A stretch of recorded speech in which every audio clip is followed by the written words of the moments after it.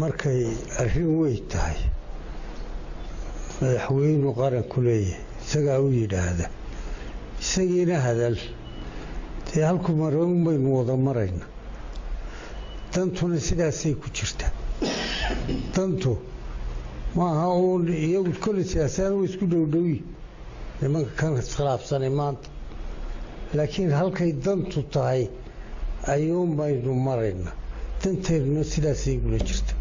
laakiin imika dhinacay Soomaaliya taageertay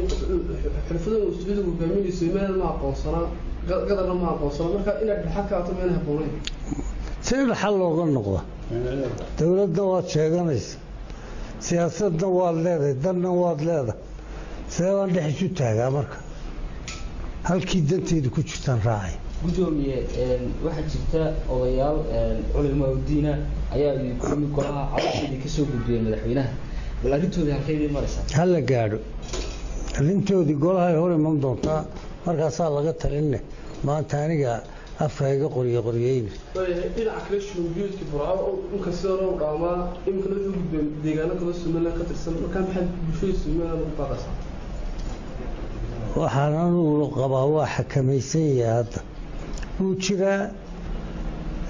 dhimashaduna aad bay u yarta ku dhicitaankuna aad buu dadka soo dhacayaana aad buu u yaraaday meel fiican baynu maraynaa dee insha allah waynu ku guulaysanayn aynu gidigeen bayaynan odhan dowladdaa wadee yaa aynu la wadno gudoomiye komishinka doorashooyinka waxay mudeeyeen xilliga doorashada dhacso sidoo kale madaxweynuhu wuxuu mudeeyey sidoo kale maalinta doorashada dhacso bacda rabadaana waxaa laga filayaa in diiwaangelinta la gaaro fariinta laga shacabka ku dirsan waxaan u dirayaa mar haddaaba siri madaxweynihii isagaa go-aan kale mar hadduu maalin qabtay nabadgelyadana isagaa ka mas-uula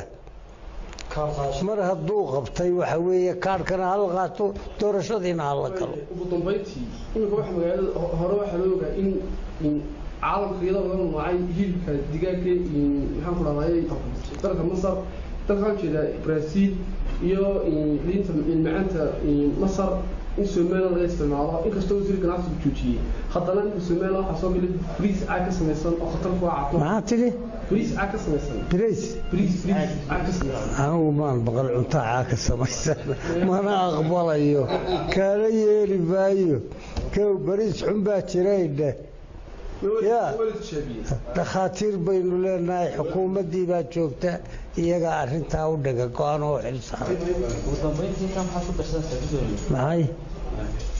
maxaan ku darsanayaa dee waxaanu leenahay soon wanaagsan